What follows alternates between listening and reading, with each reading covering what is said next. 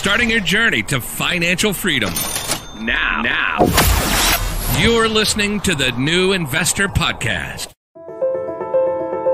This is Faraz CJ for the New Investor Podcast.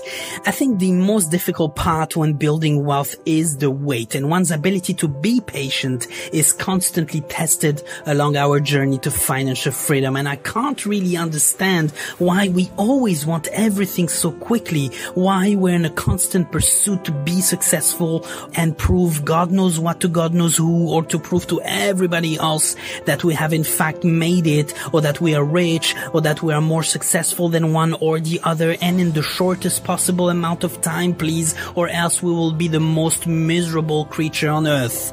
So I used to measure success based on the title I was to hold in my organization, the salary that I was to make, and the car that I was to drive to work. And I used to think that it actually perfectly made sense overall, and that was my world. I had no other opinion about the definition of success, and frankly, I used to even judge others for saying that success was all about happiness.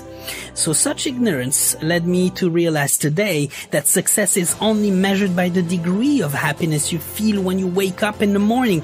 Are you actually excited to go do what you're about to do that day? Are you looking forward to Mondays or to Fridays? And that is, to me, the most important angle of them all. Do you have the freedom of choice to actually do what you're supposed to do with your day all day and every day? And that is where my life challenge actually lies today. I am yet to learn to build up my happiness further based on the corporate ladder I'm currently attempting to climb. I'm grateful, of course, to have the opportunity to do for a living something that I love. But that sense of total freedom to win or lose on your own terms has something in it that is so powerful that it can, at this stage for me, only be a curiosity, or how much happiness lies over there is still a mystery to me. But being successful and a free man, that is actually extremely appealing to me, but I can only whisper it now. There is a very long road ahead that will require of me a tremendous amount of patience, discipline, hard work, and sacrifice. Why would I be simply handed over this privilege?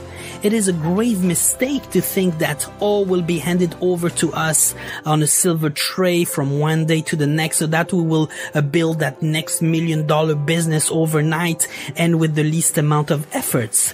And that is exactly the message I keep seeing out there on every social media platforms when talking about entrepreneurship and wealth.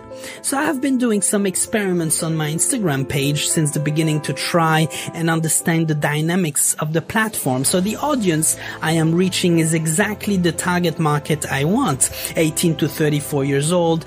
Should they have access to internet with a smartphone device, I would assume they're already the lucky ones and are usually looking at building wealth as well. So I have noticed that the silliest of posts I make with the most superficial message possible, promoting getting there fast and easy, get the highest level of engagement. But the educational posts giving the actual step-by-steps towards financial freedom involving hard work or sacrifice are not even trending. I think Instagram's initiative of hiding likes will be the most important move ever for the platform, and will normalize everything, eliminate competition for likes, and we will finally see more valuable and meaningful posts and content out there. So I would certainly never been able to grow that account without being an entire part of that system, and I would admit that. So it will be time to review that strategy as well, at the risk of even losing on Instagram. That doesn't matter to me. Everybody wants to build $1 million business, but it seems that no one is ready to put in what is required to get there. So I would be happy if I can simply match my current salary with any of my side ventures, and I can't even begin to imagine the commitment required to be successful as an entrepreneur and build $1 million business. How about you start by building a $50,000 business? I would still call that a tremendous success. In the meantime, be well and stay invested. Thank you for listening to the podcast, and I really hope that it brings you some additional support on your own journey towards financial freedom. Don't forget to hit that subscribe button to never miss an episode, and looking forward to your DM and follow on Instagram at New Investor Podcast. In the meantime, stay invested, be patient, and keep playing the long-term game.